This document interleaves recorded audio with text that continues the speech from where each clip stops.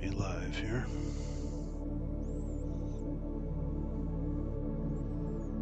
And we are live. Cool. Signal is holding.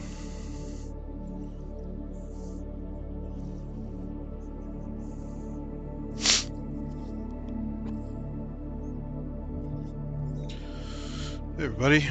Sorry, super delays, all kinds of things going on. It's very clear tonight, but I'm still getting a bit of a fuzzy Jupiter, and I've collimated. The scene is not that bad. Something is weird, so I was testing it for a while, trying to get a better image, but you know what? It is what it is, so I'm just going to go with it. So if I zoom in a bit more, you'll see there's looks like chromatic aberration and some fuzziness with the image there.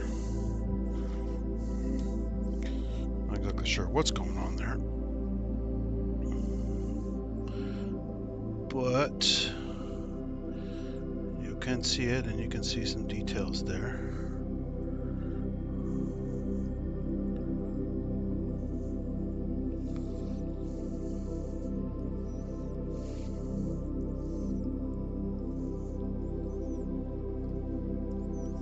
Make sure the chat is working here. Oh, that's disconnected somehow. Let's go to the other chat window. OBS makes its own little chat window, which is weird, but the way it goes. No. Live chat. There we go. Hey Matt, how's it going? Alright, so I switch back to this window because I've got a crowded desktop interface here. We'll see if we make the best of this.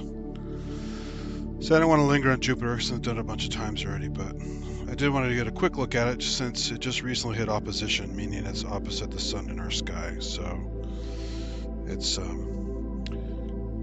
prime viewing for pretty much all night, extremely bright, and there were some other settings about it that I forgot. Didn't do my due diligence, but it does look beautiful. It's very, very bright, very clear optically, but when I hook the camera up tonight, it's a little off. So again, like I said before, I didn't want to mess with that too much because, whoa, that's too fast. That is too fast.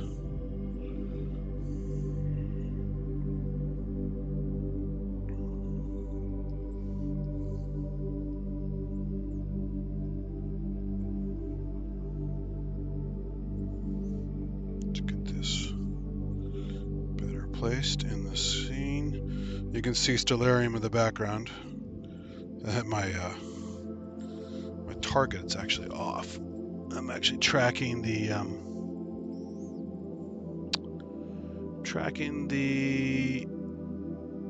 supposedly the position of the scope on stellarium, and it oops, I'm going to show that. Put this a little bit different placement here. You can see the orange target is off of Jupiter by a bit, so my polar alignment wasn't perfect. But it's, you know, it's going to find stuff. I quickly tried to find Uranus earlier, and it was also quite a bit off on my alignment. And it wasn't super obvious that the magnification I was using which star was Uranus, because if you don't have the right ballpark and you don't zoom in the right amount, you won't quite see the disk as well as you should. You have to zoom in quite a bit to see a disk versus a star. You get the color, but it just didn't quite match the star pattern I used in the astronomy program, so I'm like, you know what, I don't want to waste too much time on that since I was having some other issues. So, oops, wrong way. See, I'm drifting a bit because my alignment's off a bit. And I'm also zoomed in way with digital zoom with the camera, so any periodic error I get with the, or alignment I get with the, between the clock drive error and between the alignment is going to be amplified by a lot. So I do have to correct it a little bit. Anyway, let me do a quick look at the, so you can see the equatorial belts, but it's just too fuzzy. So hopefully the other stuff I tried doing tonight is not so far off. Could just be, I don't know what it is exactly, but what the hell. We'll go back to Orion real quick and try to get some shots of the nebula.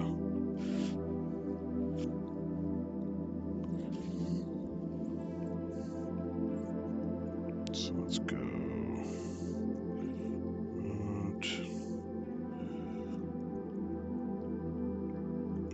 No.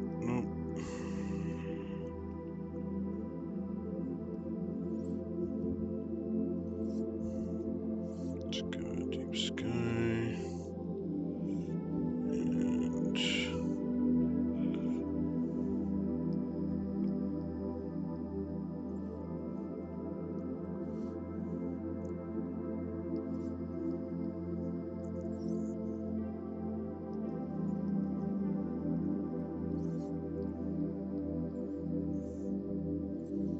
okay, go to M42 now.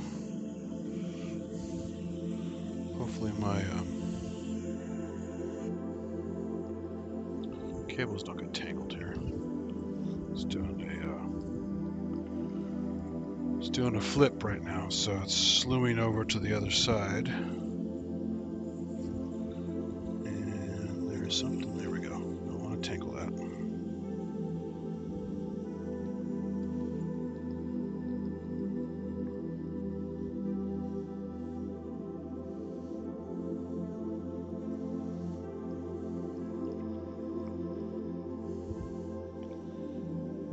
All the way around. This takes a little bit.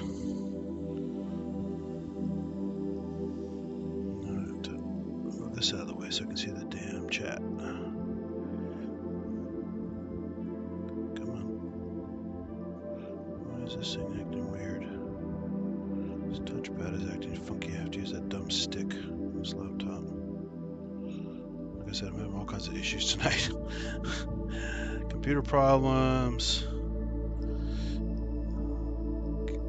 Problems. Why the hell want to tweak the size?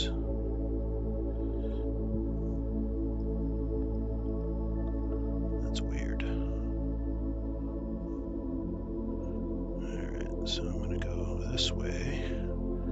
I need to be able to see the chat, so I'm going to move this crap around. That won't stretch either. That's better.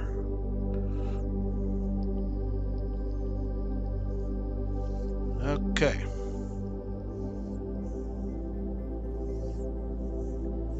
Something hit Jupiter the other night. Oh, see, I'm out of the loop. I've not been keeping up.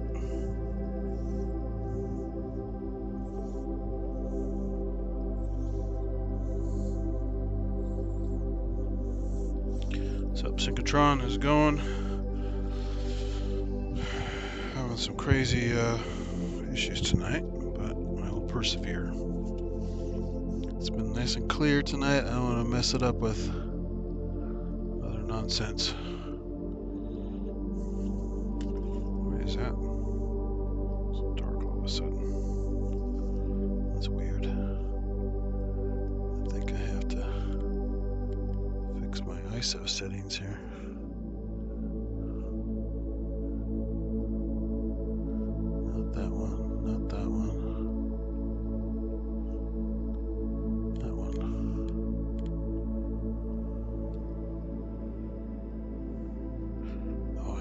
This guy got shifted, huh?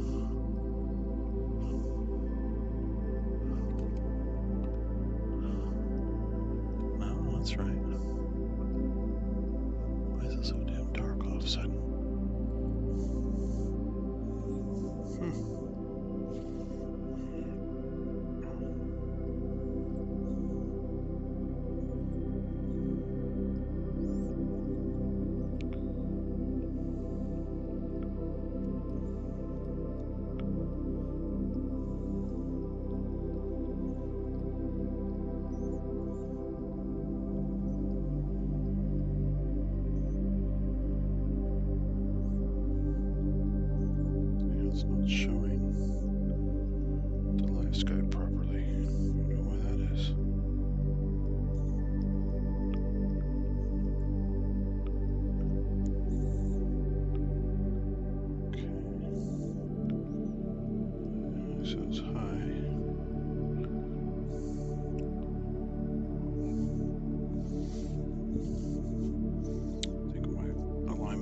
UFOs are still coming back to haunt me here. Let's go check my tail rat thingy.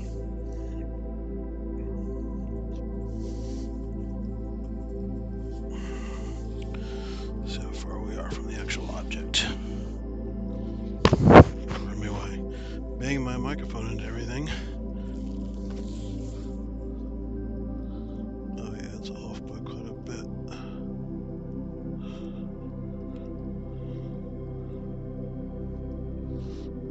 Let's see.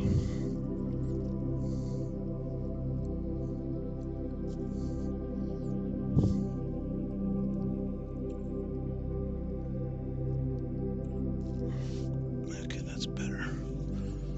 Let's see if that shows it now.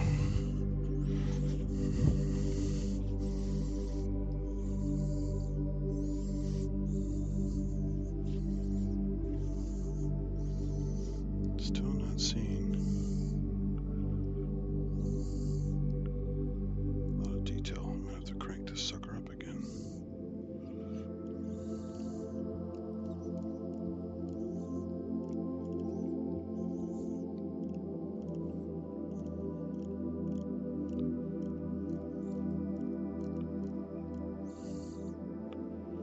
Well, that's interesting. Why is it doing that?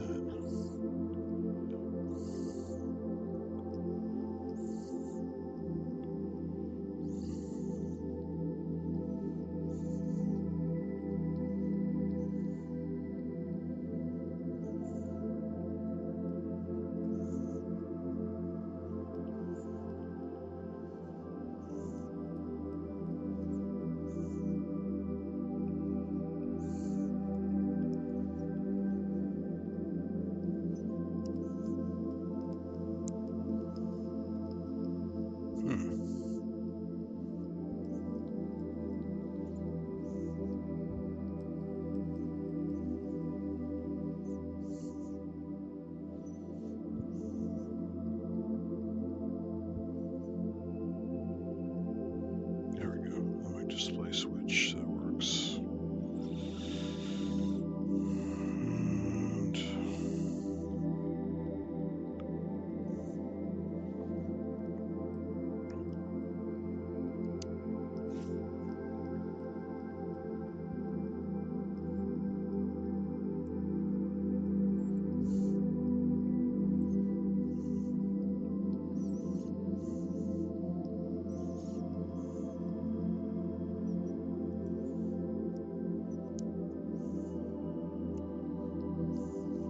And for some reason I'm not getting. Oh, get away. That's why. I'm in the wrong mode. These crazy cameras and all their settings.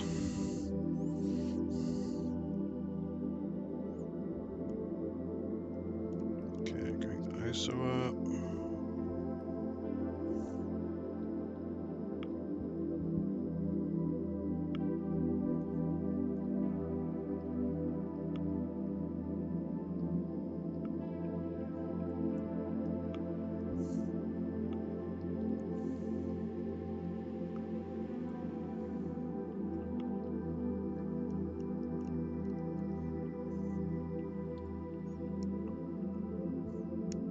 That's weird.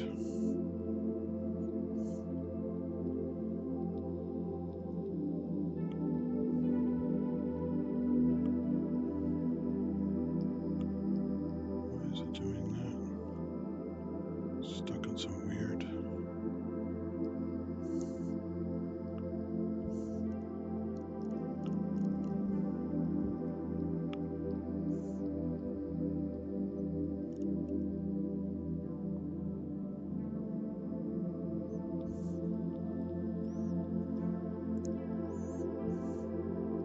It's happened to me once before. There's so many buttons on the back of some of these cameras that you hit the wrong one and suddenly you're in some mode. Let's see if that will do it.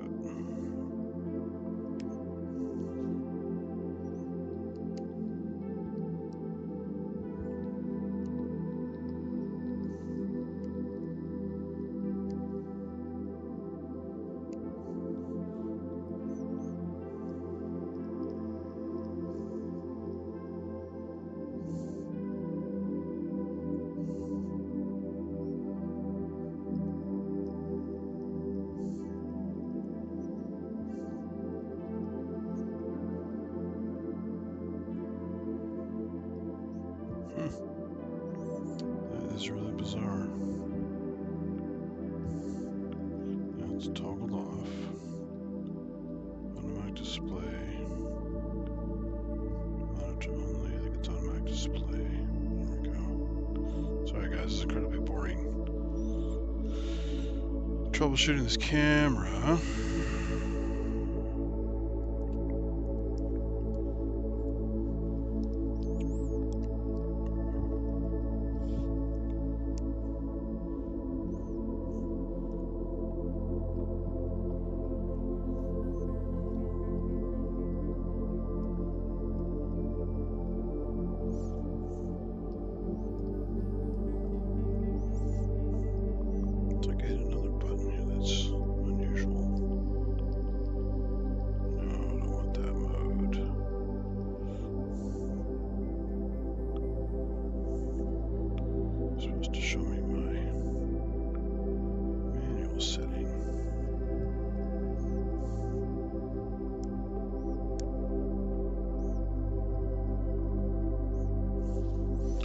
Disconnect it altogether from the stream.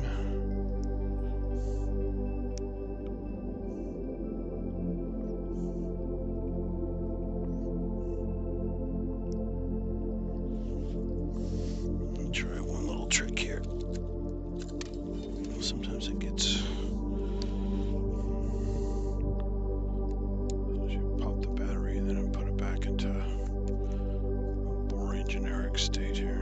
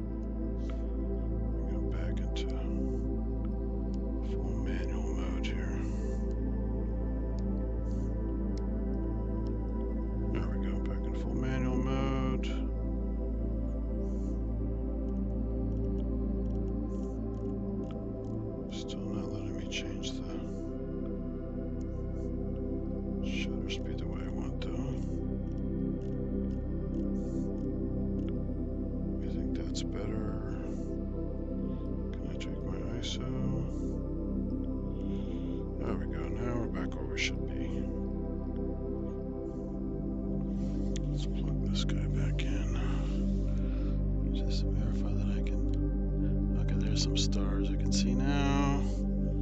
That's better. It's one of those Murphy's Law nights where just everything can go wrong, will go wrong.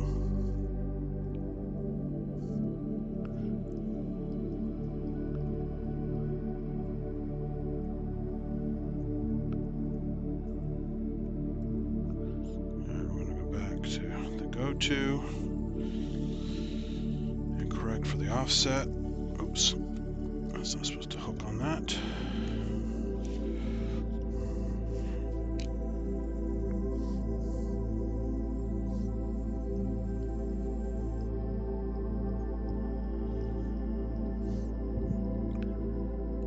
Okay, oh, I think we just passed it.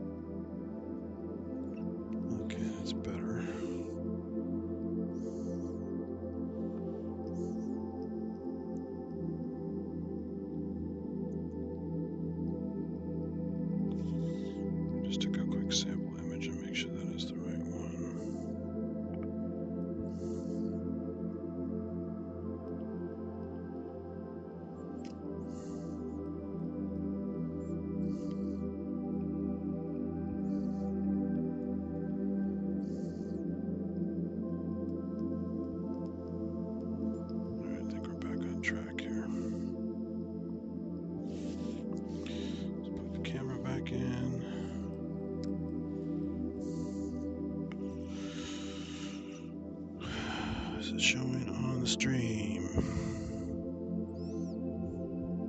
It is showing on the stream now. Okay, good.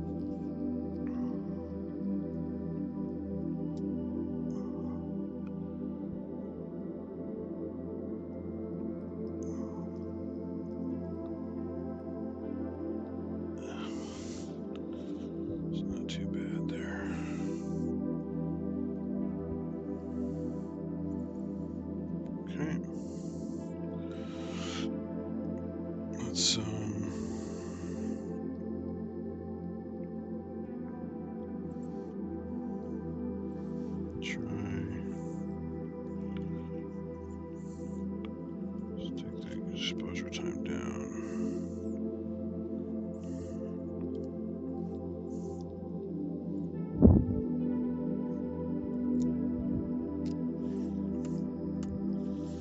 Let me sample that real quick before I try to share it.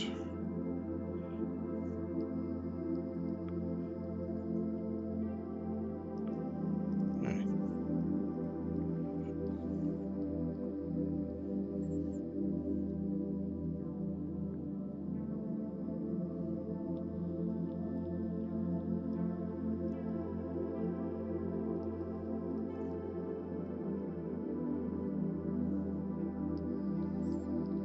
It's awfully fuzzy.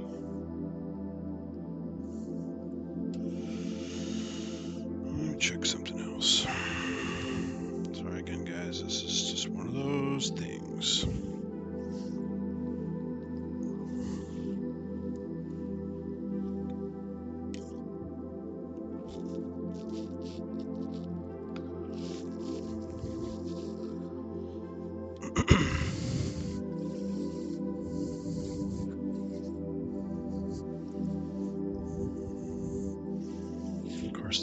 Viewfinder is the worst possible position. The camera's blocking my head from the viewfinder.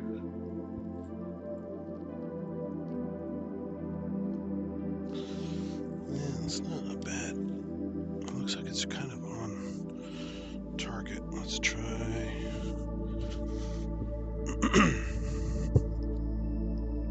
Let's just snap a few and change this around so I can control it and see the scope at the same time. Whoa.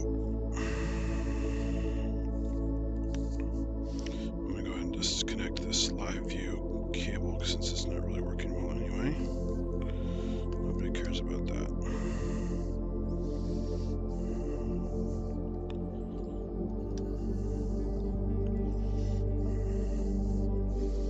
Makes this get less tangled, I think.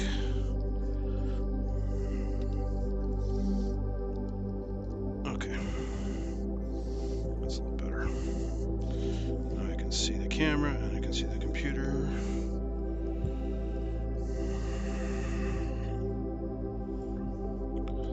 Let's just swap a couple, snag a couple images here real quick. So.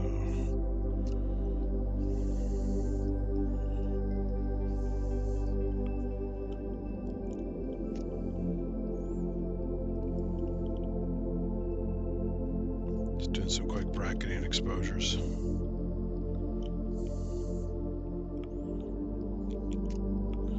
Okay. Let's go over to, let's kill the camera live view.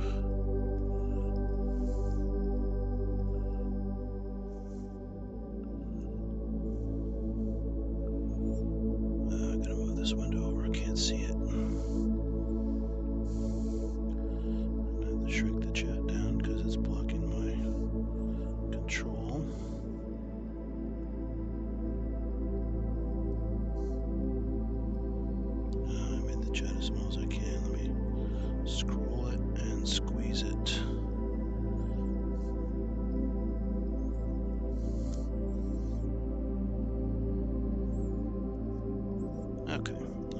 kill. Icon. Web tool. Enable orphan view. Go to browse my camera. That's where a stool comes in handy. While I'm hunching over the laptop.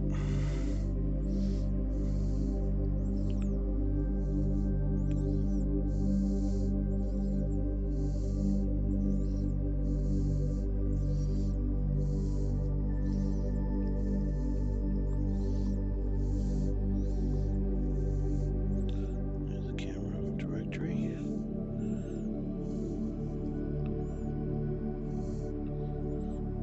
Let's make sure it's on today's date. Come on, Windows, refresh the date. You can do it.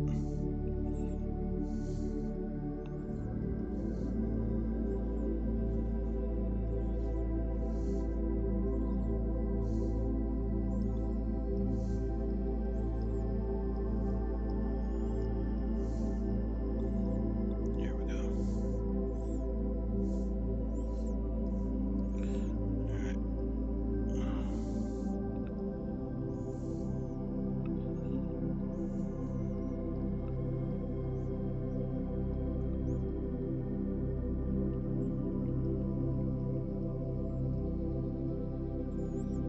Boy, that didn't work at all, did it? Let's try this one. No, that didn't get any details. Let's try this one.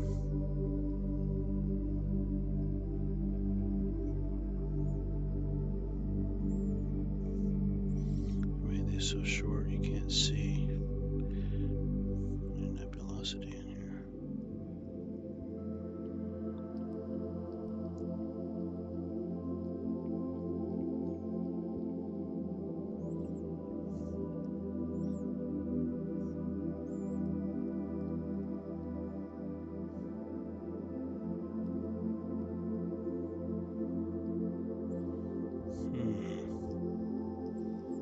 Okay. Well, that's not very interesting. Let me tweak this a tad.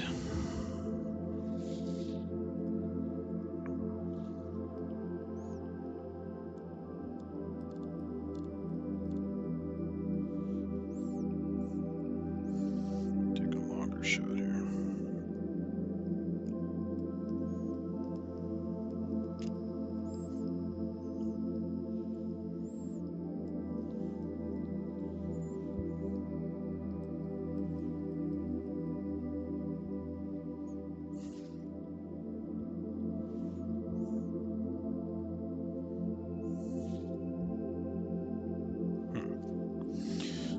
When I'm in that mode, I can't check the camera first. Let me go back to the other mode.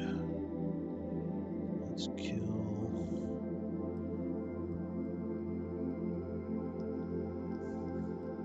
Let's reactivate the Nikon webcam.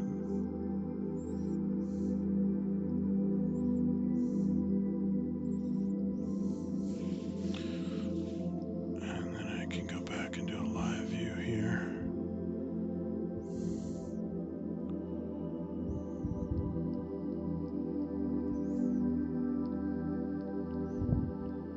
Yeah, that just made it more overexposed. That didn't work. Really got a tough angle here to get this. Double check the alignment.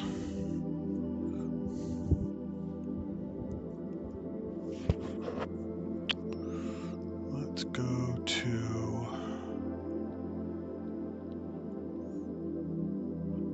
some galaxies are up again. I see the Big Dipper again. I may have to go look at those. I did Orion last time. I'm kind of tired looking at Orion. I was just doing a quick check just to see what the image quality looked like. Perhaps the live view at least looked good, even if I can't get a photographic view. I can go to M81 and M82.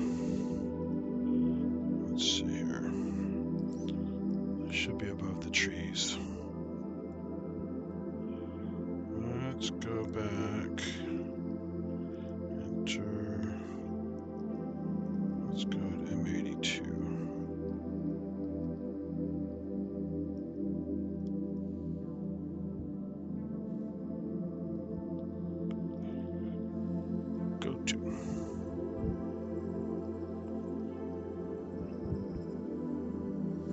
These are pretty bright galaxies, but they're not giant, so this will be an interesting test. I don't think I've ever tried to look at these in a camera like this before.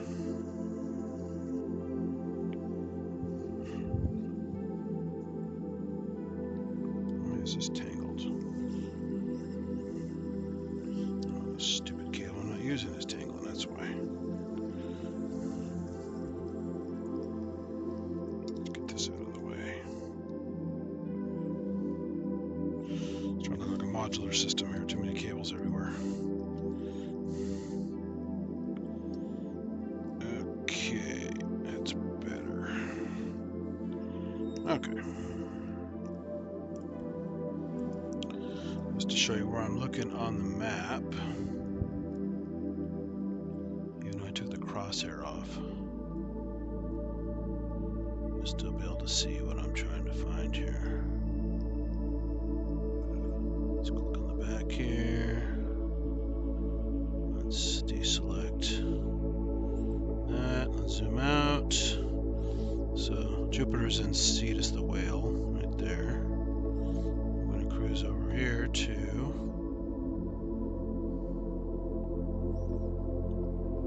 the Big Dipper.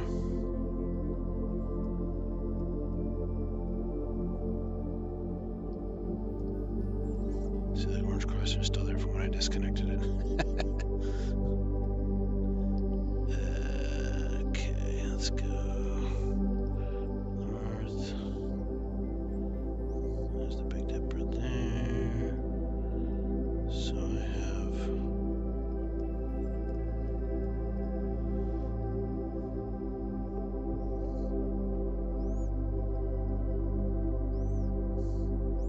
there's the bowl of the Dipper.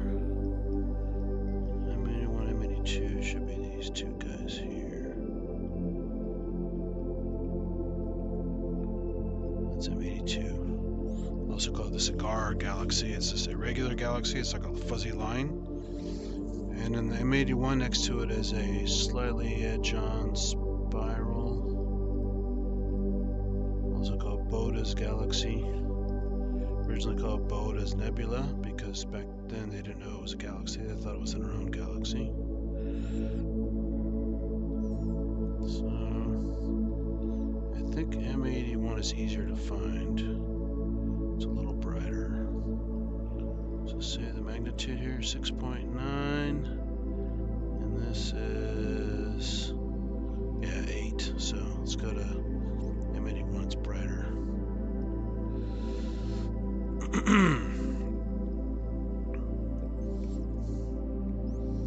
So let's see. This alignment part is going to be tricky though, since my alignment is off. So it's going to be some hunting and pecking to find this guy.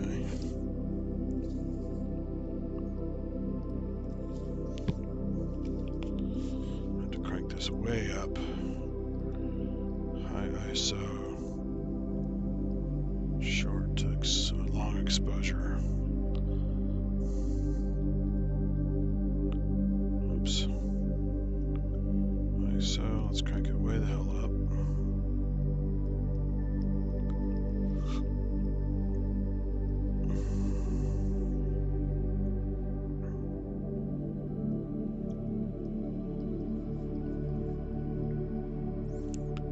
And I'm just going to click a couple frames where we are and just see how close I am. I might be on the edge of the frame.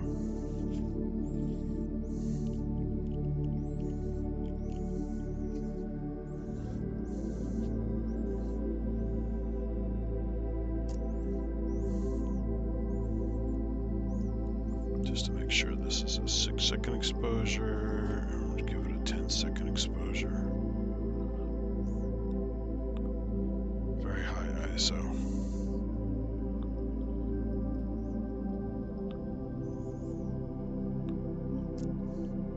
Just so I can see what I'm doing here. See how far off I am, since the alignment, like I said, was the polar alignment was off, and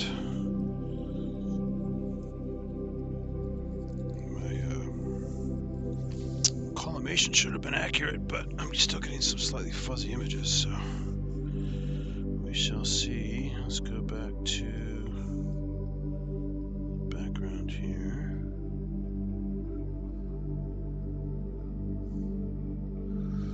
Don't close on me, Stellarium. I think I fixed the problem because it kept crashing on me. I think one of the touchpad settings was invoking like a close action.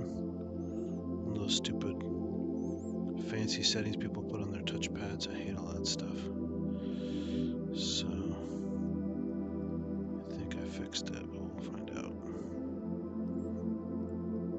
Let's make that a little bit bigger, but not so big it's covering up my OBS. Okay, let's go turn this webcam off again. Let's go back to browse the camera.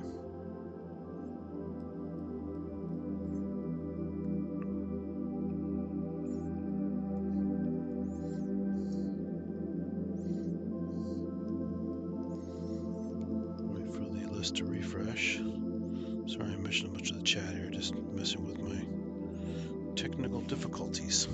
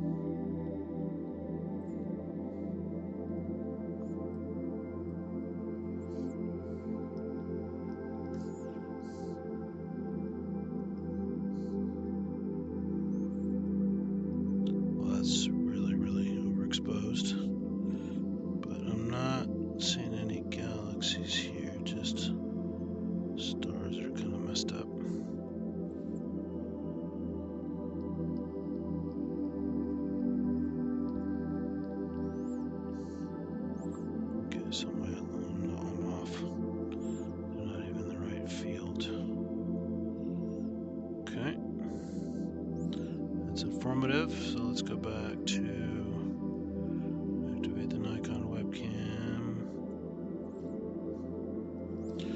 Just to make it slightly easier, I'm going to quickly let's go back and deactivate the camera. I'm going to do a quick take the camera out and do a visual thing with the eyepiece, because since my alignment's so far off, it's much easier to use the eyepiece than to browse with the camera to viewfinder. So let's unplug the camera. Let's disconnect the eyepiece. Cool thing about this eyepiece I got from a German company, that it has these the top of the eyepiece, where you adjust your eye relief, or at least your eye distance, whatever, of the eyepiece, unscrews and reveals some N42 threads, which you can use with certain T adapters. So you can use the eyepiece as a lens. So it's like a projection system from an older style photography, but it's not a lens, it's still using an eyepiece, which is kind of cool. So it's easy to swap it in and out. Go back to visual viewing real quick. Oh, I see what happened. It went.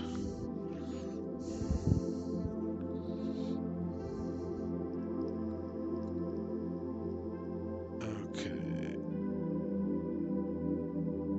Boy, I'm seeing an M82, but it's really faint. There is some light pollution here, unfortunately.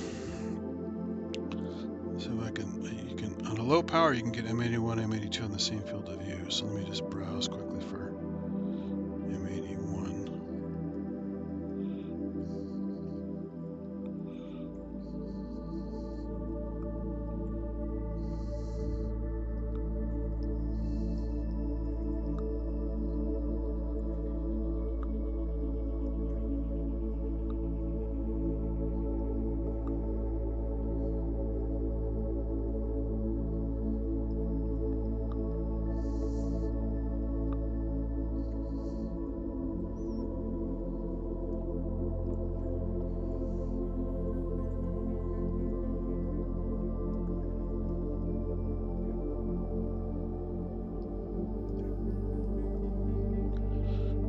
It's there, but it's also not spectacular. Well, perhaps an image will show it. Okay.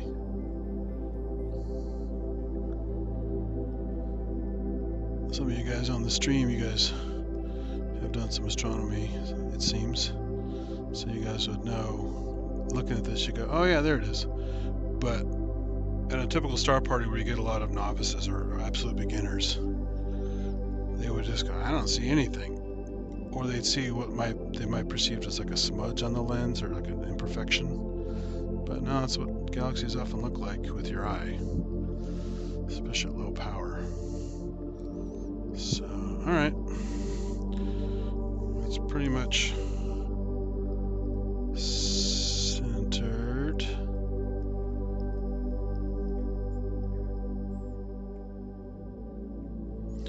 That's part of the reason I'm doing these streams is as long as my camera and all the gear behaves, I can not only show with the live view roughly what your eye sees with slight enhancements, and then I can't see because your eye is too slow for deep sky objects to get all the colors and all that good stuff. Alright, so let's quickly remove this guy, reattach it to the camera. And if this doesn't work, I'll just do some prime focus without the eyepiece, just the T adapter directly, so there's no impedance from other optics, which is generally a better idea anyway, especially if it's a bigger object. You need to get a wider field of view, but for some of these smaller objects, I want to be able to zoom in a tad so they can resolve easier, at least without having to do extreme zooming and cropping on an image. So let me just fix this real quick.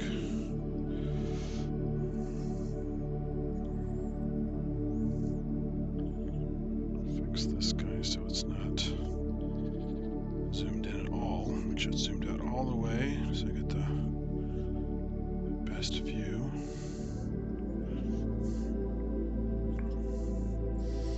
The only problem is at this configuration,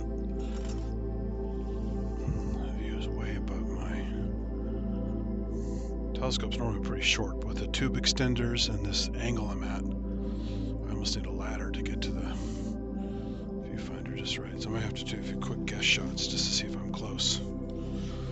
Let's try it. Just another 10-second exposure.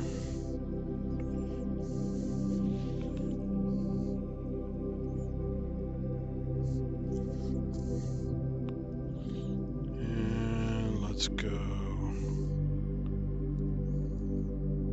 15 seconds.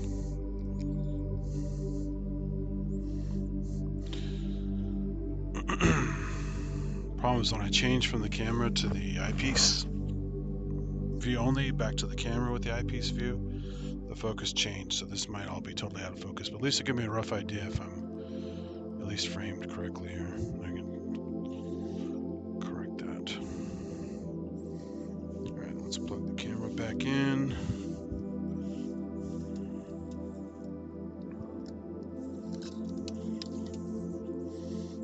Damn cables everywhere.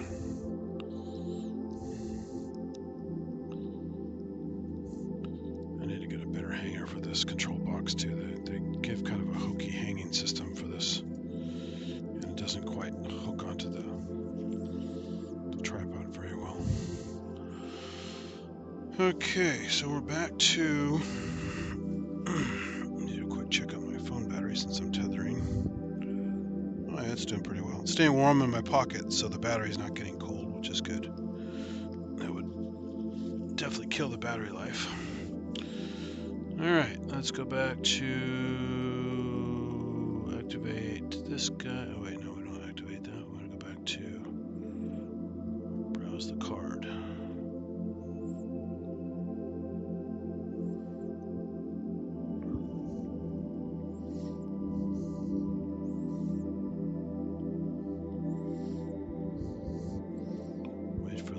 sort again because Windows is so fast.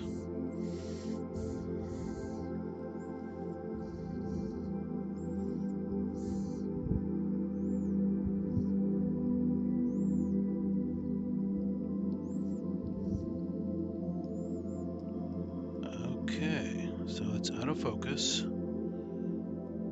but I'm pretty sure that guy in the upper center is a very fuzzy M81. Oops. So I just need to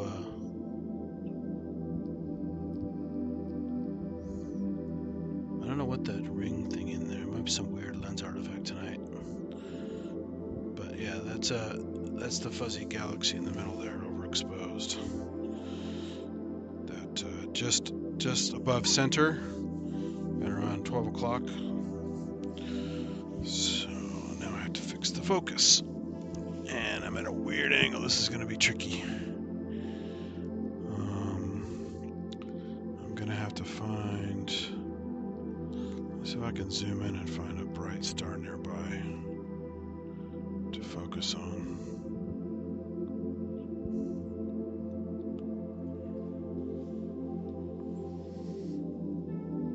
This is the first time I've had to do it like this. I'm gonna have to start bringing a step stool with me.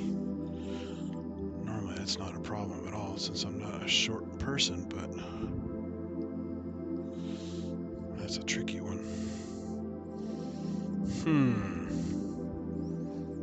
Let's see here.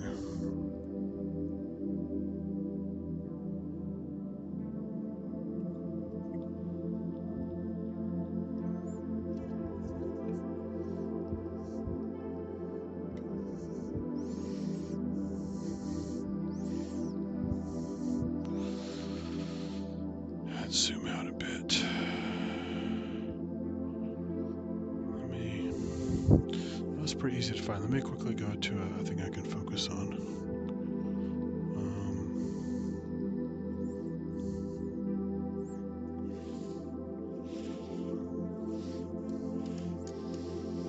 It's one of the problems with swapping the eyepiece like that is I ask for trouble with the focus.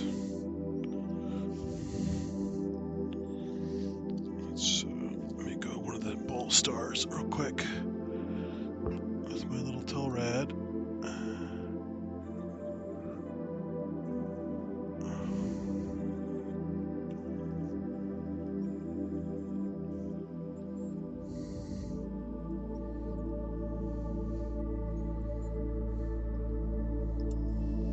Come on, go faster than that. There we go. Much faster.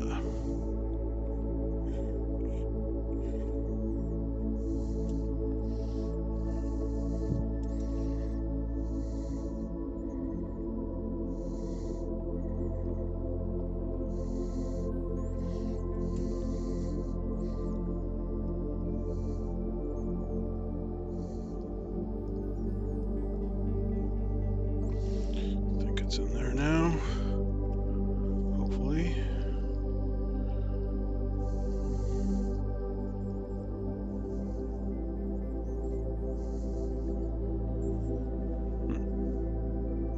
Where is it?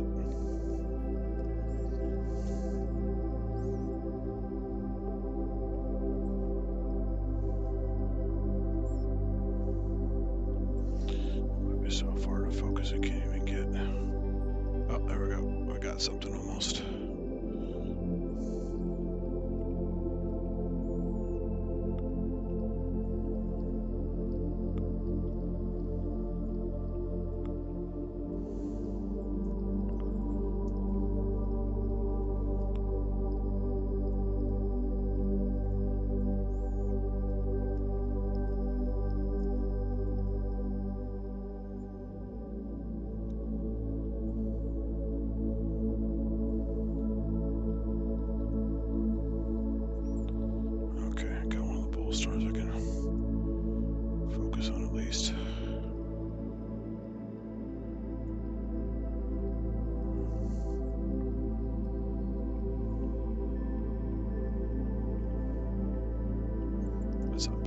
Alright, focus isn't working so great, so let's... Alright, I'll zoom back out.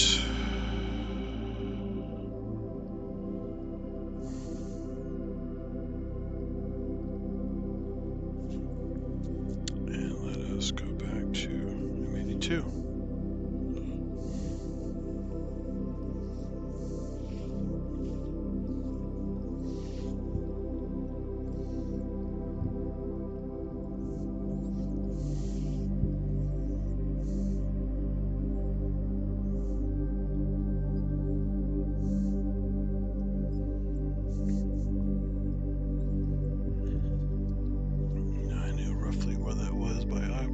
So let's go. That's pretty close to where I was.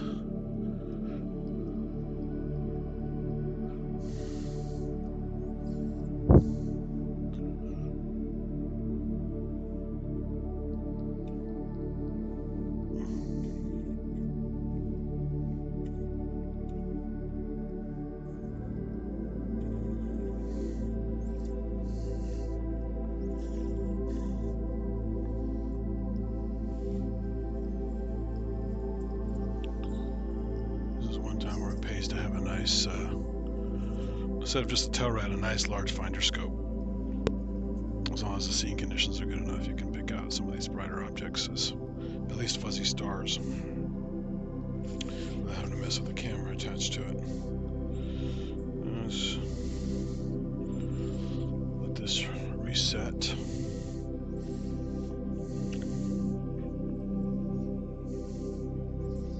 Come on, refind it.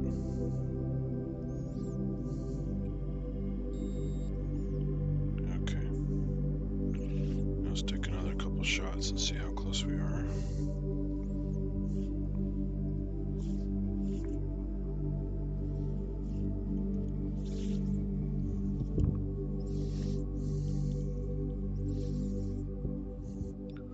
This will be at 15 seconds. Again, I'll just do one, just to get an idea where I am.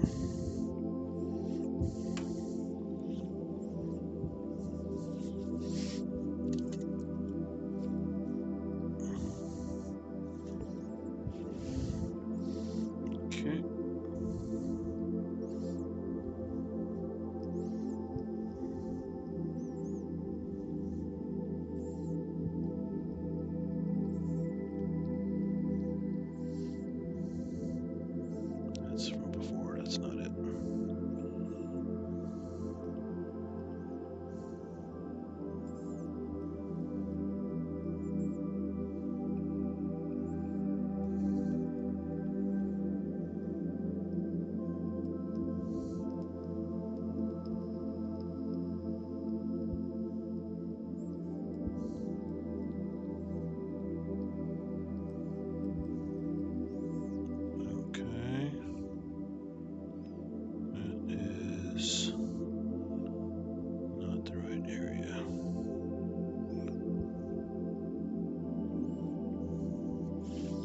This time I'm going to try another experiment with the eyepiece and see. If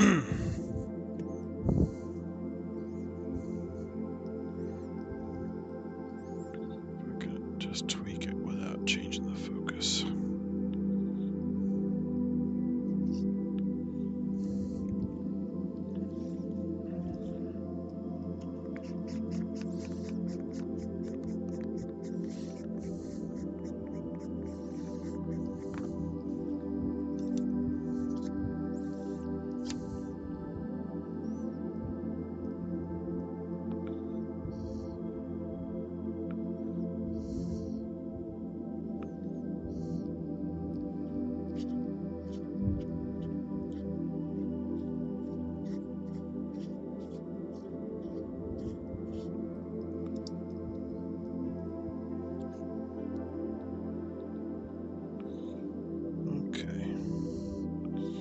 Choose the paddle, get me back where I need to be.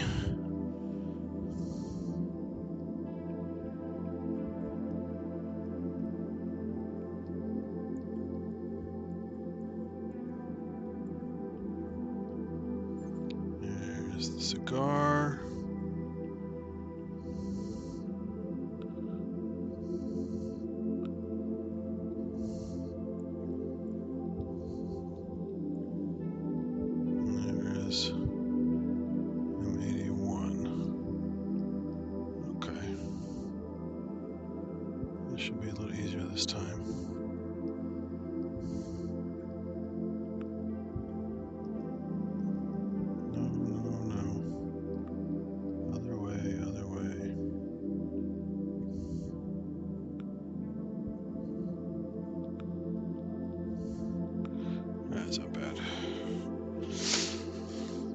So I didn't change the focus.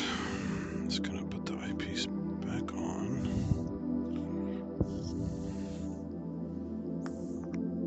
Turns out the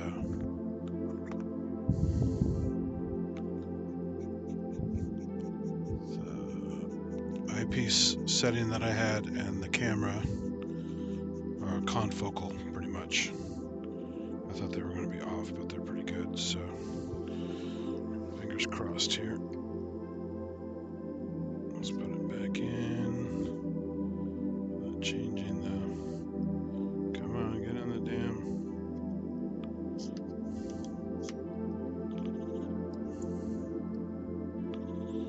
Okay. We're at 15 seconds again. Let's see what we get this time. Way too much exposure time, but again, it's gonna over exaggerate everything so I can see how far off I am.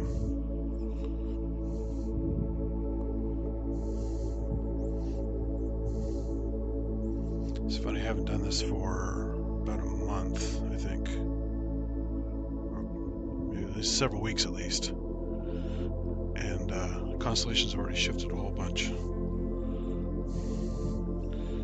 Let's see, can I see it now? I can't. I have to go back to this mode.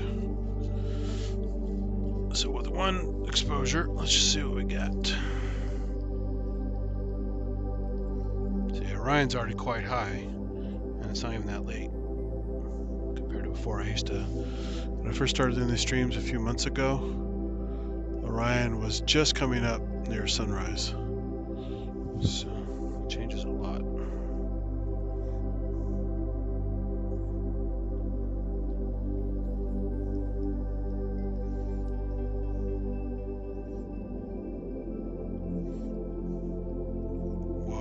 Way overexposed.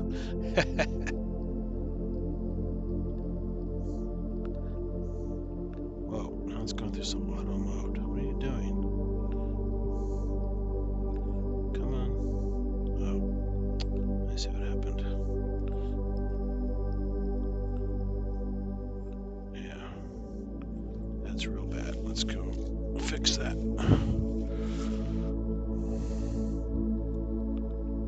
Let's go down to 10 seconds. We're going to take the ISO way down.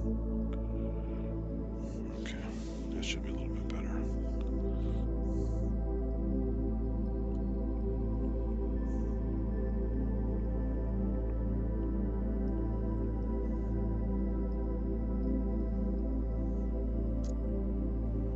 Okay.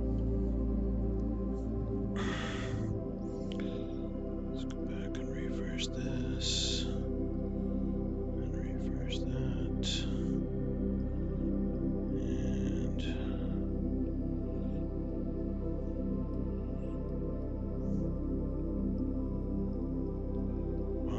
It's less overexposed, but also the images are fuzzy. They should have been focused.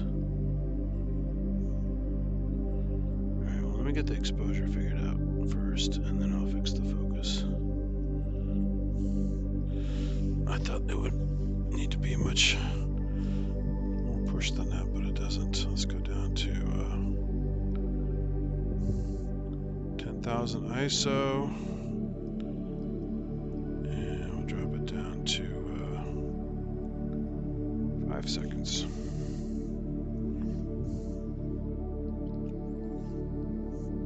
It's a lot of sky glow, so no matter what I do, the light pollution is going to mess up these shots. So I wouldn't be planning, even if we're working perfectly focused and everything, I wouldn't be winning any awards with any of these pictures because it's just totally not the ideal setup. Plus, I'd have to do tons and tons of stacking to even eke out some details with this scene conditions and light pollution.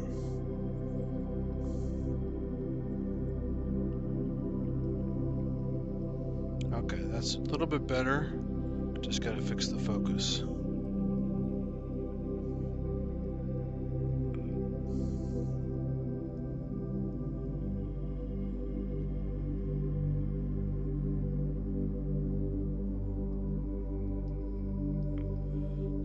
apologize, I'm still missing a lot of the chat. Too many distractions tonight with all this other nonsense. Let me do some quick focus checks here.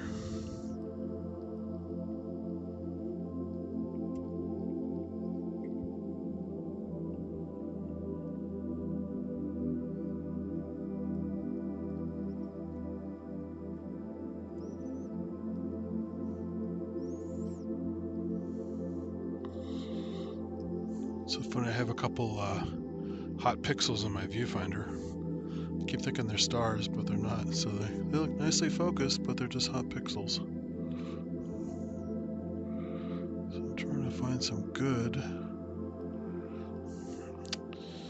Yeah, this is way out of focus now.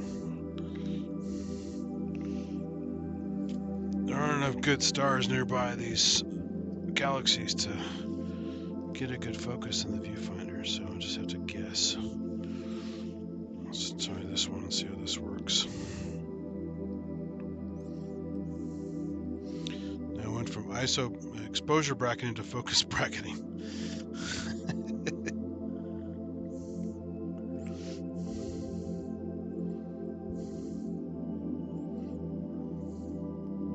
Oh yeah, that's even worse. Way worse, wrong direction.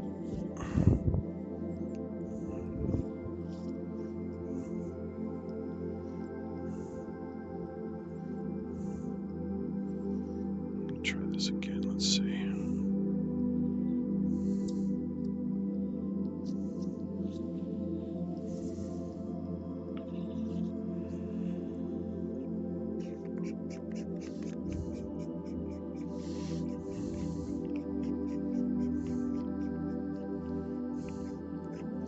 I'm actually going to switch to, because I'm getting a solar scope pretty soon, they're just back ordered. And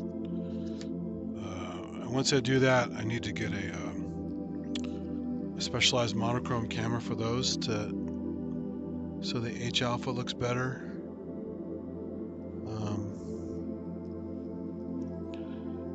And because of that, I also will try using it on these streams, because even though it won't be color, you'll get the structure stuff really nicely.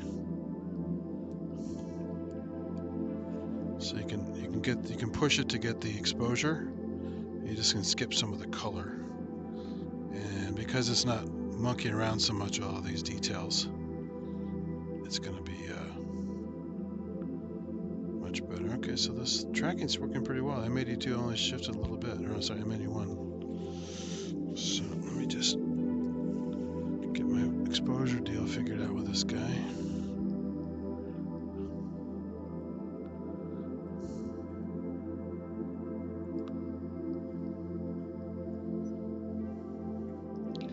Actually, there's a decent star on the other direction that should show up in my viewfinder. So let me just put the galaxy kind of on the edge. I should be able to see that star, I hope.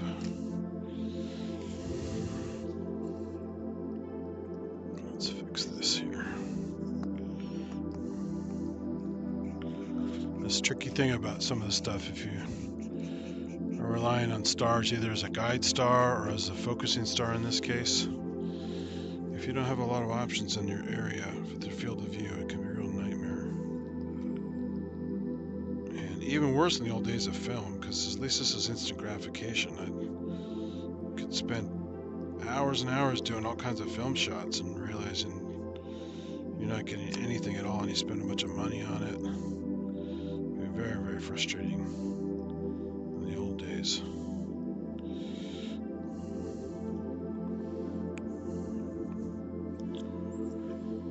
Okay, 5 seconds, 10,000 ISO. Let's try that one real quick. I'm pretty sure the focus is still off, but let's see where we are.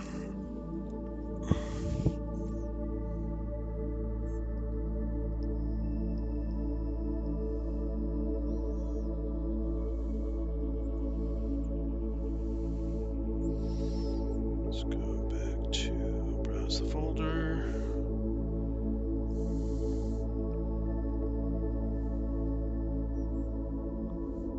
Kind of cold tonight, actually, too. I have focus is not good. So let's go back to that star. See if I can get it to behave. To crank the ISO way up now, exposure way up, so I can leverage that sensitivity for the star here.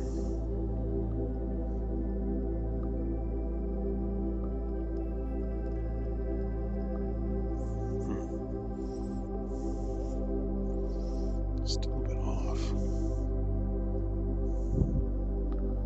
Not quite seeing it in my view. Oh, wait a minute. I got several pixels in there.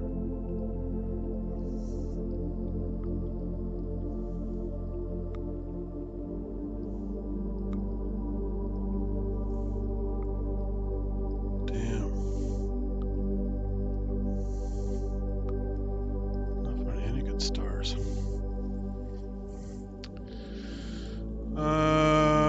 Let's see, what can I do at this rate?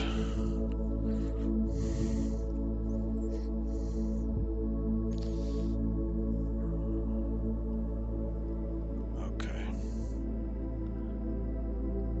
I know.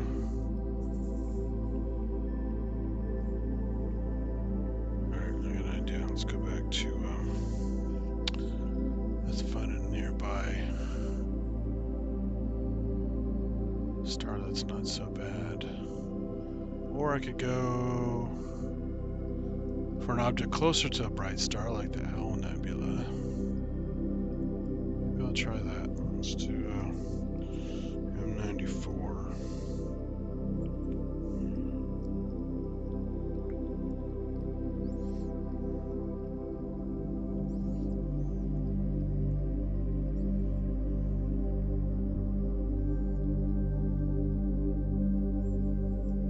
I think it's M94. It's been a while.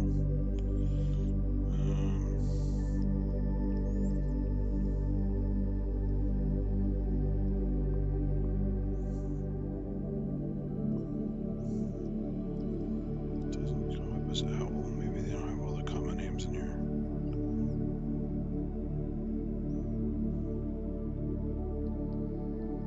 M97 maybe? It's been a while since I looked at it.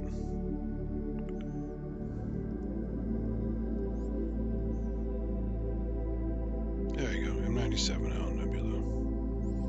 The cobwebs have cleared.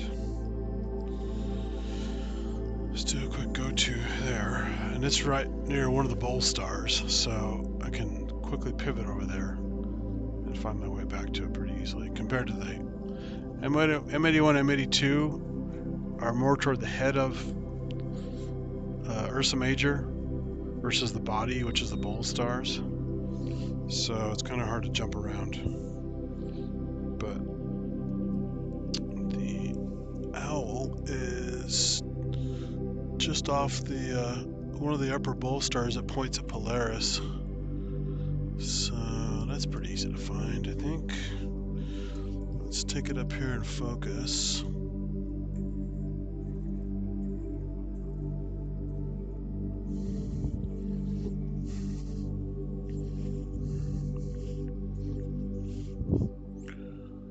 Okay, can we get a good, there we go. Got a nice star to focus on.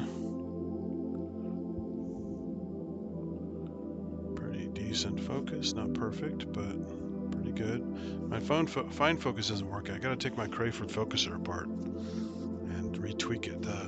I tried using one of these motorized focuser things, they're aftermarket ones, and it just didn't do a very good job. And after then, my Crayford focuser kind of got tweaked a little bit, so I think it took stuff out of alignment or something. Hopefully it didn't do any damage. Otherwise, I gotta go back to Mead and have him check my stupid focuser. Okay, so that's that. Let's go back to slew back to this guy. Now I know it's in focus.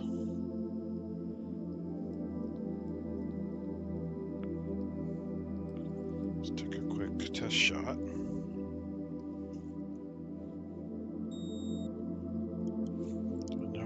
off, but I'm zoomed out quite a bit.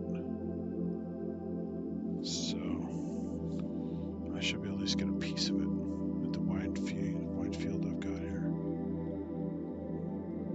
Let's do a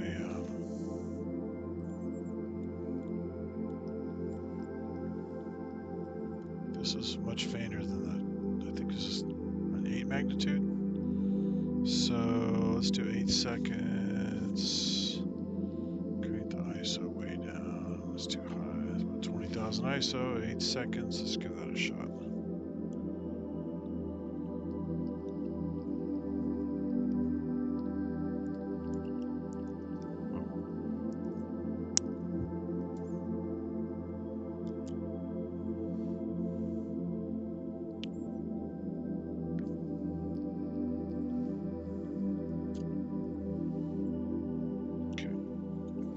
May not be there, but at least it'll be in focus, or close to it anyway. Yeah, camera view is not there because I'm in shot mode. So I'm going to do picture share. You can't do live view and camera sharing images at the same time with exposures.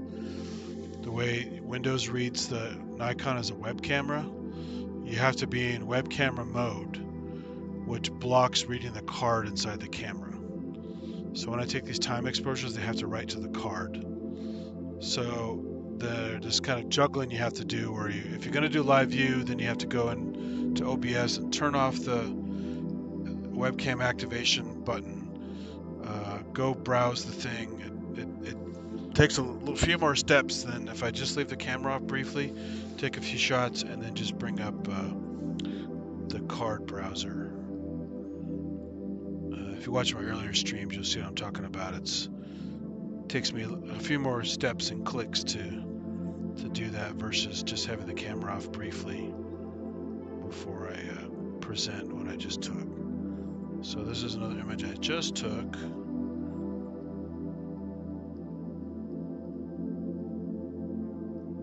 And it's still fuzzy though. Why is it so fuzzy? I had a star that was in focus a little bit ago. What's going on here? Crank the exposure down. Maybe it's just too high. This is part of the problem I had earlier with Jupiter, where it was also kind of fuzzy. Some kind of alignment tonight with optics or something. I know the mirrors were collimated pretty well, so not quite sure what's happening. It's also pretty cool out tonight, and humidity might be higher than normal, so there could be some condensation on the optics, maybe.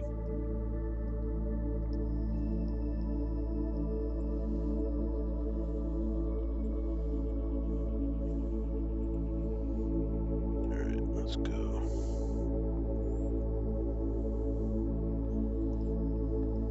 Hey, that's a little better.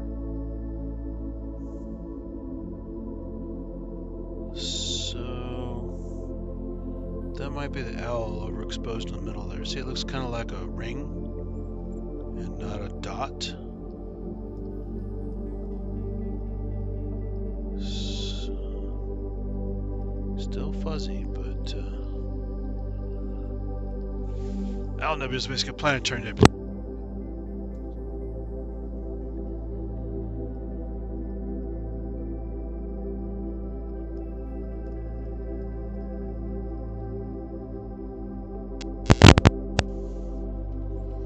Oops, sorry, I stepped on my headphone cable, which I lost audio and microphone. Anyway, so yeah, Owl Nebula is a planetary nebula, so it's a lower mass star similar to our sun. So once it's gone through the red giant phase and compresses again on its way toward becoming a white dwarf, it shoots off a kind of a final gasp, like a shell of gas around the planet, sorry, around the star, that gives you these unusual shapes. Some look like a face or a ring, or like the Dumbbell Nebula, like an hourglass shape, or the planet Saturn. One has a kind of a Saturn shape to it. But it's just unusual gas formations with different colors that are really interesting. So you have the Eskimo Nebula, the Owl Nebula, the Helix Nebula, one called the Blinking Nebula, a Cocoon Nebula. There's so many of them. They're all planetary nebulae. Something our sun will eventually go through once it's gone through the red giant phase and swallowed up our orbit and Mars's orbit in like 5 billion years.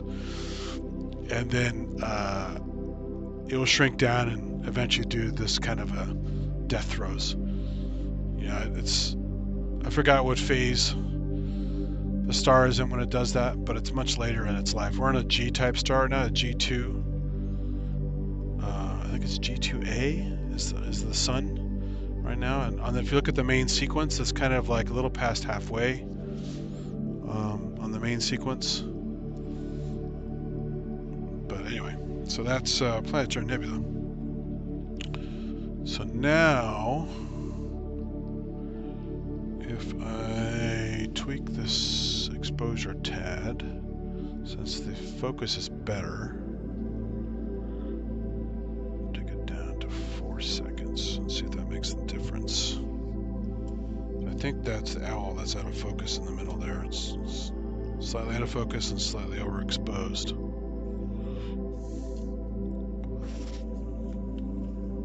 And now we go to browse this again.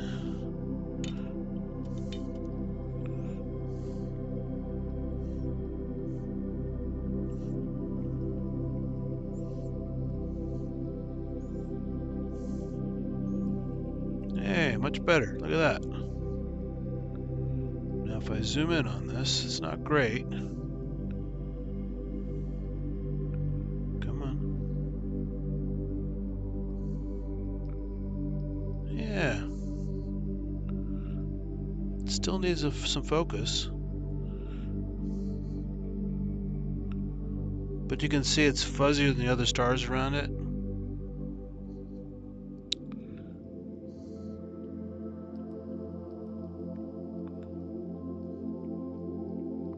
But I need to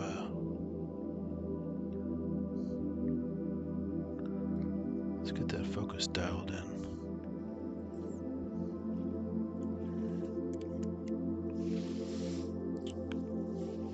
Okay.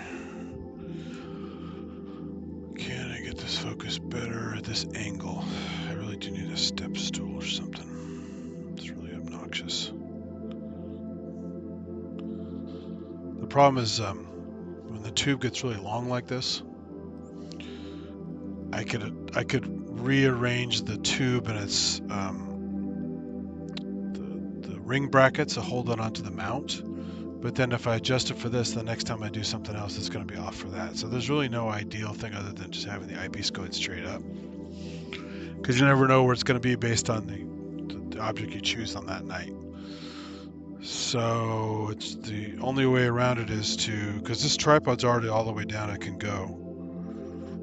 So I pretty much have to bring a step ladder with me next time, just to make it a little bit easier. Not a tall one, just like, I need like another foot or something to hover over the eyepiece better, or the viewfinder on the camera. The digital viewfinder, this camera actually helps out quite a bit. It's easier to see than looking at the back of the screen. Although I can see a star on the screen that looks like it's in focus from here. It's just too small to tell 100%. So now I have to crank this up and crank this up a little bit, just so it's a little brighter in here.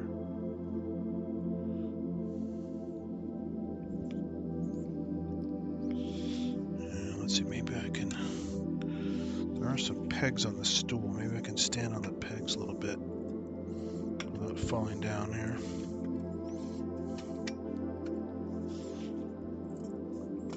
How sturdy are these? The problem is they're at a weird angle, so I can only get one leg in there. there, but let's see. Maybe able to lean on this guy a little bit. Get creative here.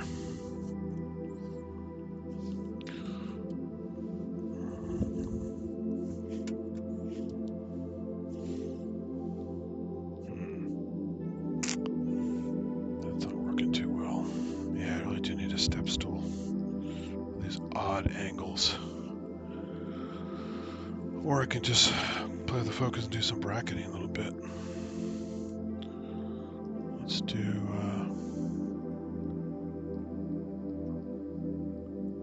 so there I lost it. And there I lost it again. And there it's back, so maybe that's a little better. Let's see.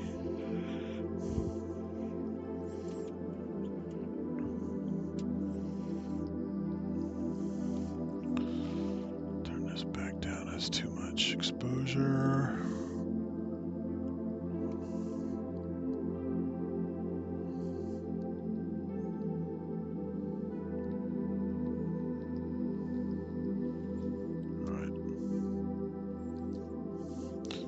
Exposed again, but we'll give it a shot.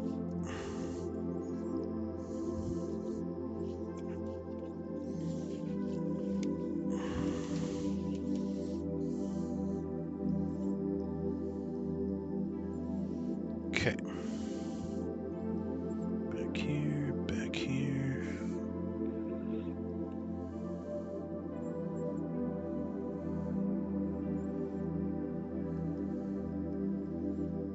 Reload the card.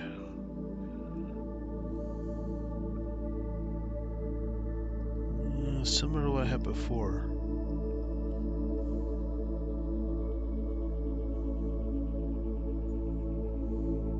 Let's make sure that's not the same image. Actually, could have not updated yet.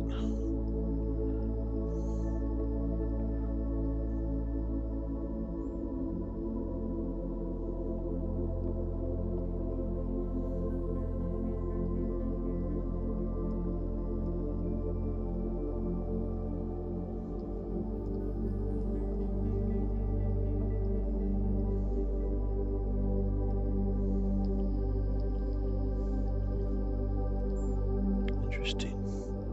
Smudgy bits there.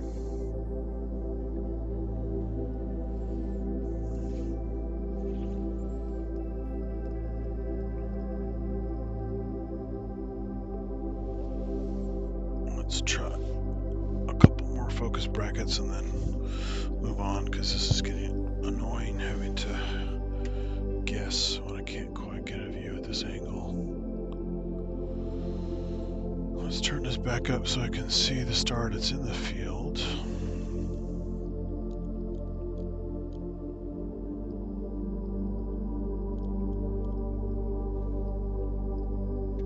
So there is a star there, but it's really small in the field of view here.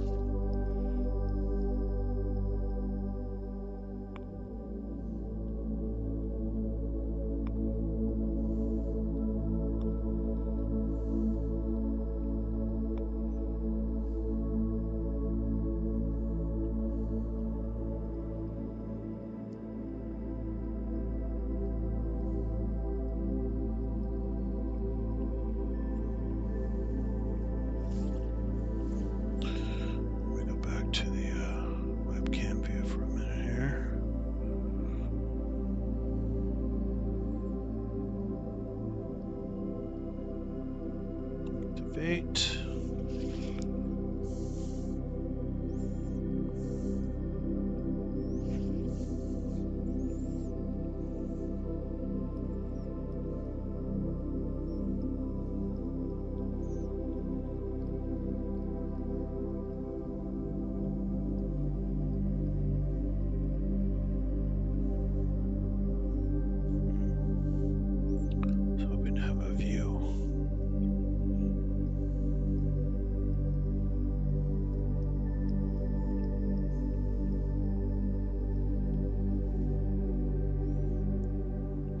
Better view inside the software of the frame. I'm gonna blow it up now.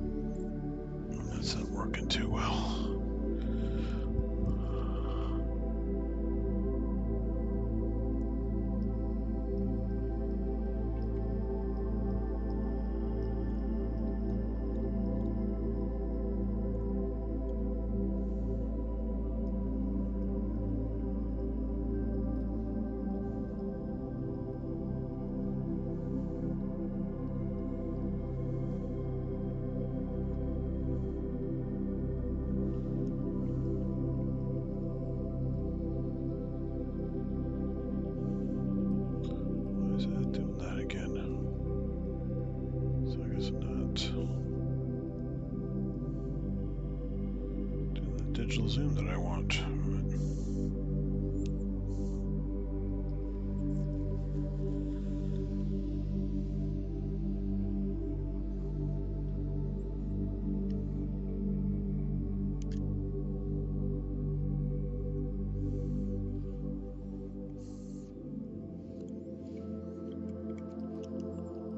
Oh, stupid. That's funny. I had the this mechanical shutter thing has a little sliding switch. It was locked on. So the camera was like, I don't know what to do. You tell me to take a picture and I'm stuck.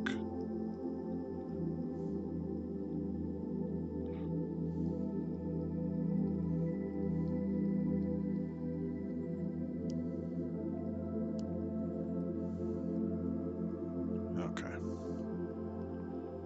That's better. So I had a star over here. There we go. I have a star I can use to focus.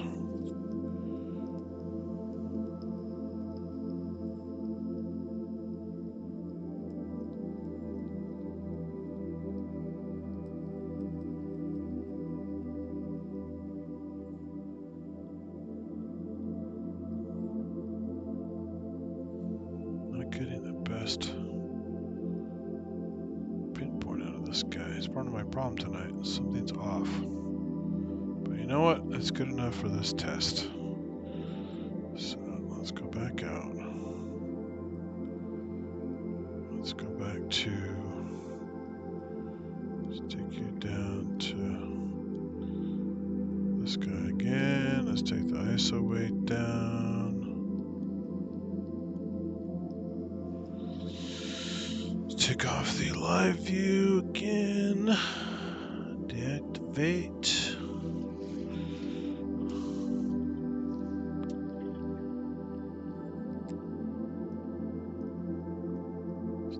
Picture. Let's see what we got.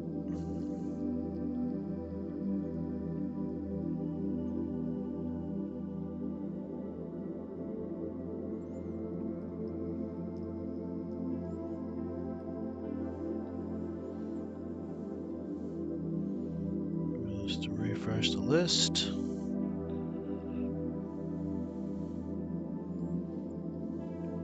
Windows, you can go faster than that. It's so slow.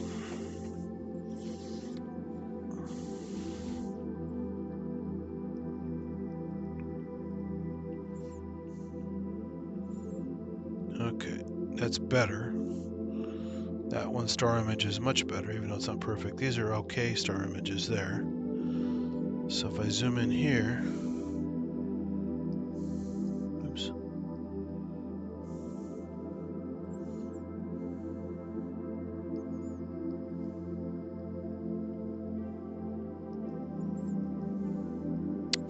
It still looks weird though.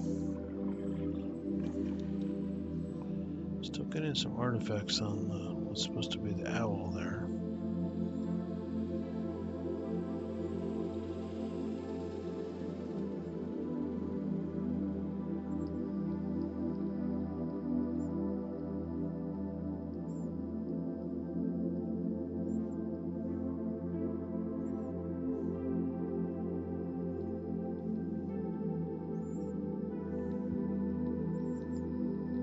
The stars are not sharp as they should be, but anyway, that's supposed to be the Owl Nebula, but it also seems a little bit, it's usually a little less bright than that, so it could just be getting a visual artifact, because I'm on the right ballpark of the object.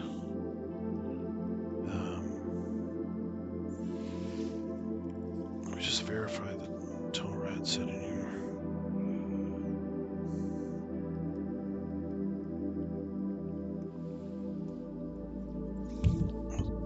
One thing about this angle is at least I can use my Telluride properly because I'm not bending over horribly.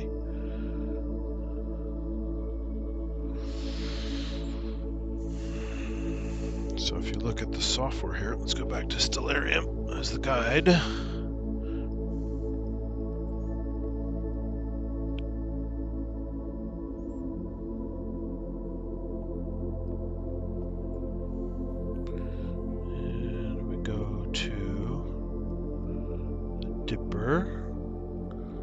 See the little green guy right there? That's the owl right there. And just to get an idea what it looks like, because this program's cool, has the graphics in situ.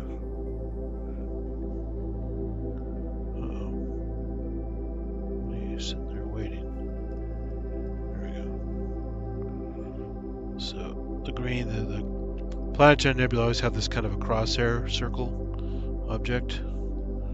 Zoom, zoom, zoom, zoom, and you can see it's like a little head with two eyes, two big eyes, and what also kind of, I guess in some instances, maybe looks like the beak or the mouth this direction. So that's the Owl Nebula, planetary nebula. Oops.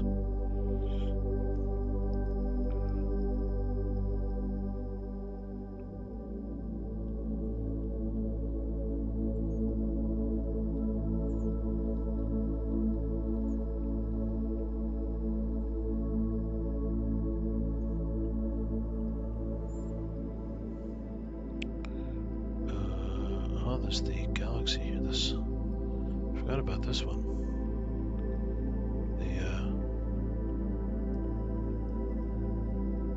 What they're calling the surfboard galaxy over here. How big is that one? How bright is that one? Magnitude 10, yeah. That's gonna be more challenging than the Owl. The Owl is 9.9.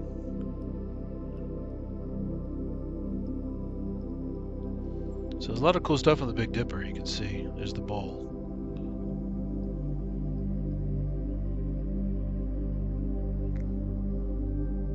This M101, M102 are up here. No, not there, sorry.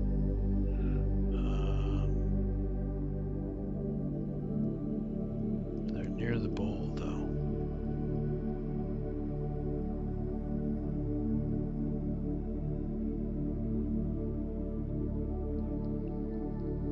Those 81, 82. 101, 102 are...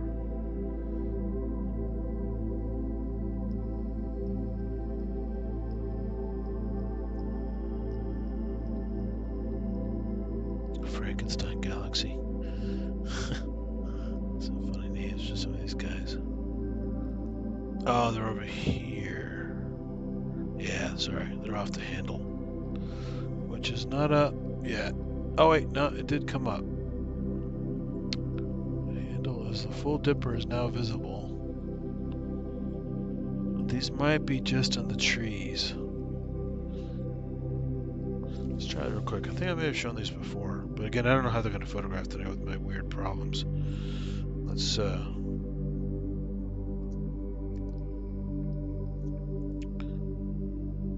do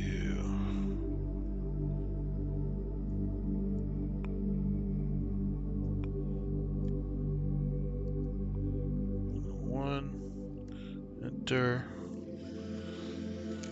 Let's go take a look at those. These are quite a bit brighter, so magnitude 7.9. So magnitude 7 is roughly the average person's eyesight in decent seeing conditions without too much light pollution. So it's just past visible magnitude. And because they're fuzzy objects and not point objects, the magnitude,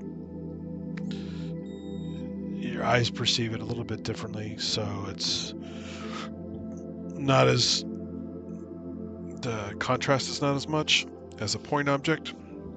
Oops. Sorry. Tripped over my cable again. Too many cables in the way tonight.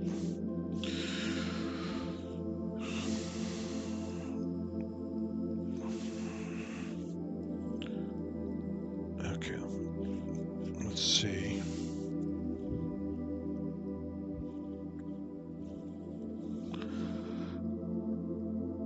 Okay.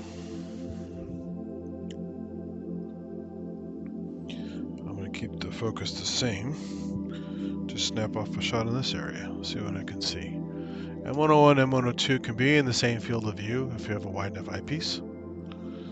And this frame on the camera right now is not that wide, but you might pick up a piece of one. Let's just try it.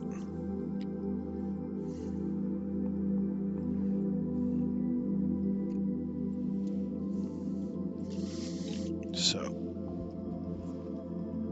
and just a refresher, this is the bowl of the Big Dipper down to the handle, and these two galaxies are together kind of form a triangle with the two bottom stars of the handle. So this is one of those star hopping tricks you can use to find stuff. So when I'm up in Yosemite, I rarely bust out my iPad or iPhone or star charts with a red light anymore, because a lot of stuff I just memorize where they are in the sky, star hopping. So, and just, you know, Big Dipper in the summer is great. It's right time of night, it's right perfectly placed to see all these guys. Even down here, the Whirlpool Galaxy, which is one of my favorites. There's two galaxies colliding. M8182, like I said, the Owl Nebula, all kinds of stuff is right here. There's even a down here the Sunflower Galaxy. So there's Whirlpool Galaxy, Sunflower Galaxy, all right here. Really interesting stuff. So Big Dipper is not just an easy object for people to find, but Ursa Major in general has a lot of cool objects in it. So I'm going to zoom in here so you can see these. There's actually a bunch of stuff in here. There's a nice view of Pinwheel Galaxy. So if I go back up here to, oh sorry, that was the Pinwheel house. So 101 is the Pinwheel, I think. I forgot. I think 101 is the Pinwheel and 102 is the,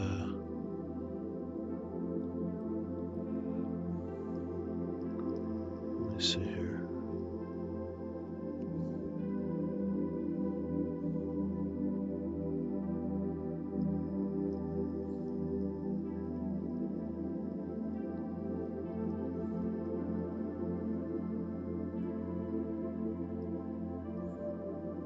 There's a whole bunch of little guys right in here.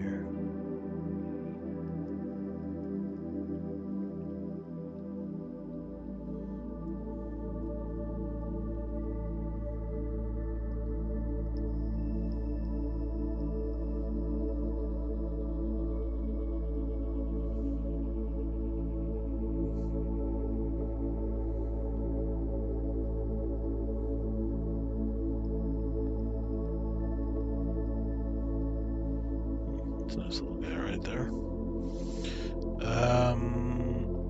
Yeah, it's hard to find him on this chart because it's kind of smushing them together, and the pictures are overlapping here.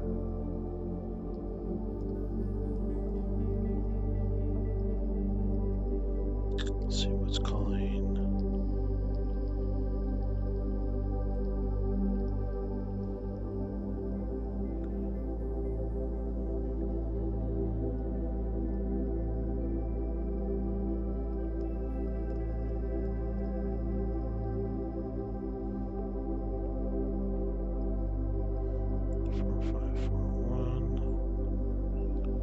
Interesting.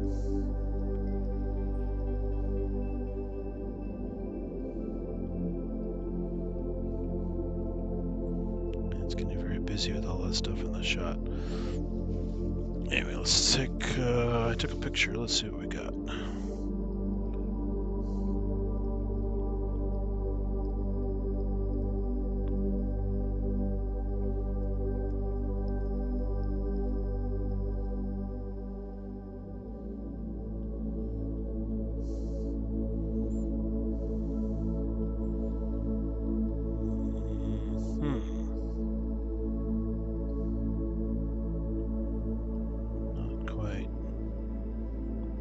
Are not stars are not super sharp. However, there's some stuff here that might be just some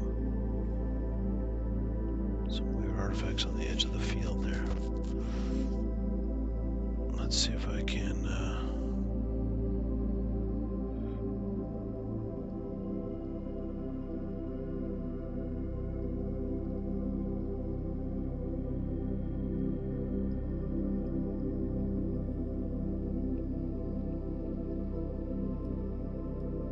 oops, as soon as you click on stuff you don't want to click on.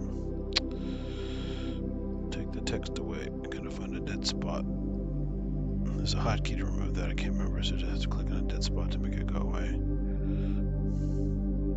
There it goes. Okay. So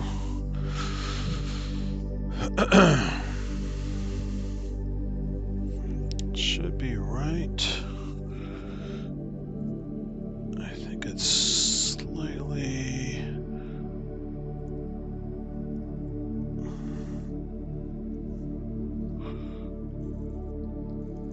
right there. I think it's a better angle. Let's try a shot here. It's not a perfect triangle, it's kind of a flat triangle. See how that turns out.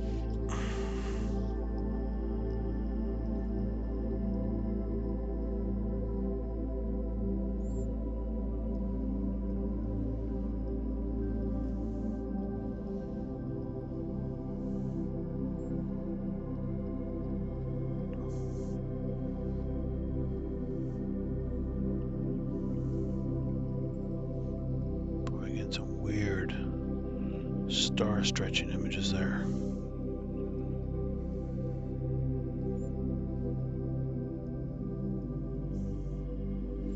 Not turning out too well. Well, it was fun to give it a shot. Oh, the moon's actually up, but it's behind some trees.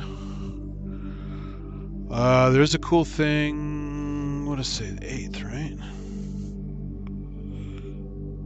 Yeah, the 8th. So early morning, early morning of the 9th, at least from,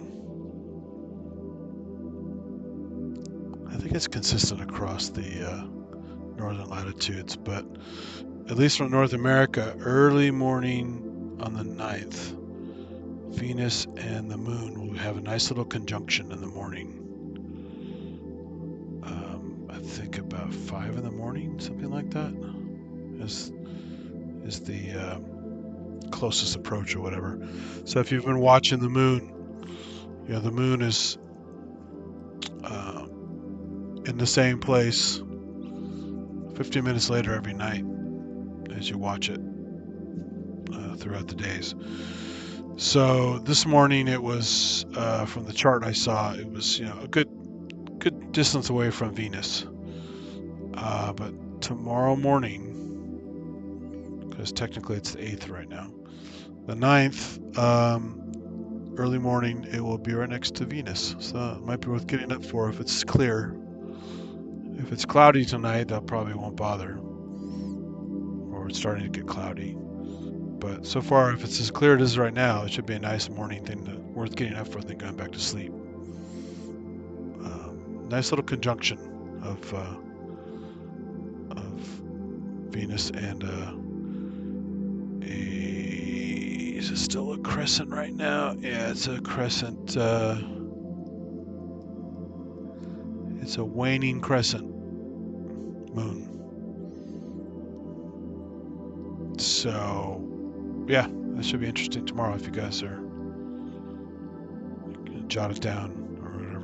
Some of those apps I've shown on some of the streams, I don't know if you guys have checked those out at all. I've already have some of them, but they'll give you reminders of some of these events as well. So it's a good idea to have at least 1 or 2 of those apps at your disposal. Some of the better apps that are like these planetarium apps on your phone, like Stellarium and what's the Starry Night Pro, I think it is. And I've a few different ones. I forgot the names of it now. There's so many. My brain's foggy. But There are pro versions and non-pro versions, and a bunch of them have reminders you can turn on and just make them reminders on your phone like any other calendar thing, or kind of push notifications. And it will tell you about, like, oh, go out right now, you'll see ISS is coming up, or you know, some of them get pretty nerdy. Like if you're studying Jupiter a lot, they'll cover all the shadow transits of the moons and stuff, which is really fun for people who want to see that or photograph that. So there's all kinds of fun little details you can have it alert you to. But basic stuff like meteor showers, conjunctions,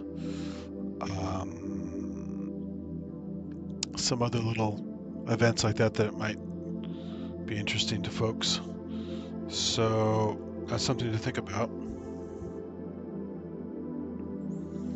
Yeah, Star Walks 2 is cool. I don't know if it'll give you that kind of detail of conjunctions and stuff. It might. I think it covers meteor showers and some other major events like that, but I haven't used Star Walk consistently for a long time. I just kind of tinker with it once in a while. I was blown away by it when I first got it on an iPad. I'm like, whoa, this whole accelerometer thingy, almost like a not quite AR approach to the sky, where it just totally tracks the sky as you move the iPad around. It's pretty clever. There is an AR mode in it, actually. I discovered, where you can be inside your house, and then it's truly AR, because it will, while you move around your house, it will show you the sky while you're still looking at your walls. It's kind of fun. Or maybe it's a different one. I thought that was Star Walk that does that. But yeah, there's some other clever apps that are doing those kind of hybrid views, which is kind of fun. You might have to pay for them. I don't know if they're all free features or not. So that's something to think about. Venus Moon conjunction tomorrow morning, the 9th. That's all I can think of for now as far as events. I mean, every month there's pretty much a standard meteor shower. The biggest ones are like the Perseids in August, the Leonids in December, I think it is. I think we just had the Geminids, or maybe that's later this month. There's also the Quadrantids. They're all named after, constellations that they appear to radiate from. Because at that point where that constellation hits the path of the comet, leaving all the debris behind, it is pretty much clockwork. So when Leo is hitting roughly where that, from our point of view, from our vantage point, the Leonids appear to radiate from Leo, kind of, in a radial pattern, going different directions in the sky. It's not that accurate, but that's why they have a little target called the radiant, and it appears that the meteors are coming from that part of the sky in different directions. So that's why the Leonids, the Perseids, and all that kind of stuff. But those nights you'll see not only sporadic meteors, but meteors kind of all over the place, not just appearing to come from Leo, whatever. But in general, the majority of them seem to come from there. And I never sat there too long during a meteor shower and just kind of analyzed how accurate that is, but clearly it's why they're called that, and it does appear to kind of be in that part of the sky, or coming from that part of the sky. So it's kind of fun that they're named that way, and they're pretty consistent. And the fact that we're going through these very consistent trails of comets left over long periods of time, but we're just running through the debris to make the meteor showers. It's very, very interesting stuff. Anyway, it's getting kind of cold now. I wasn't expecting to be this cold tonight. I only have so many layers on, and my camera stuff is hit or miss, and battery's going to start to run down, I think, at some point here. So But anyway, thanks for those who did come on live. Thanks for anyone who watches the replay. Make a comment.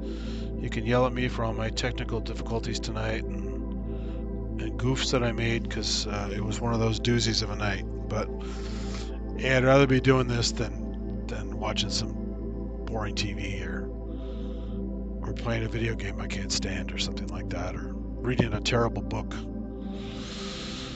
So yeah, oh, and Stellarium just crashed. Isn't that wonderful?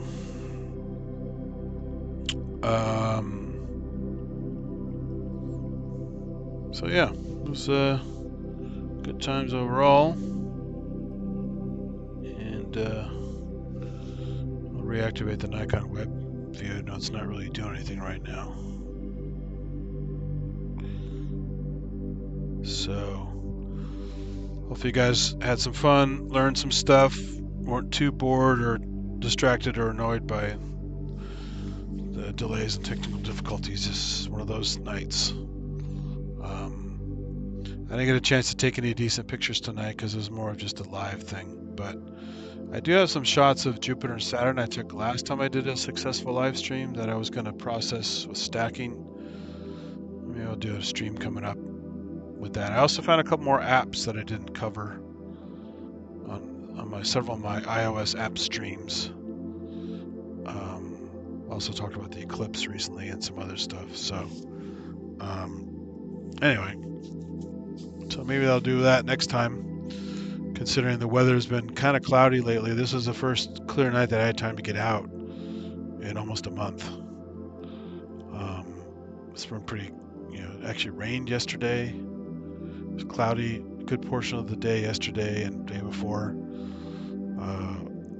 The true night that Jupiter hit opposition on the calendar was actually pretty good for a little while, but it wasn't a perfectly clear night. So I was like, I'll look at Jupiter when it's still pretty good, but not the exact night when it hits opposition.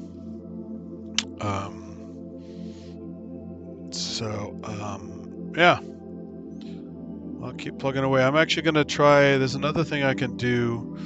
This zoom eyepiece works pretty well, but I'm still getting some artifacts and some weirdness with it.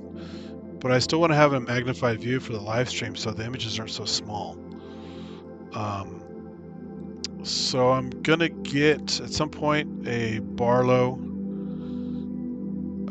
which is just a simpler optics system that can basically double the magnification without adding too many artifacts to something. And there's a couple Barlows out there that have the same M42 threads on them. So I can have a similar approach to this, but less optics in the way to cause issues. And so I'm looking at getting one of those to act as another kind of a phony eyepiece projection thing. And still give a nice magnified view without too much glass in the middle. So that's the plan.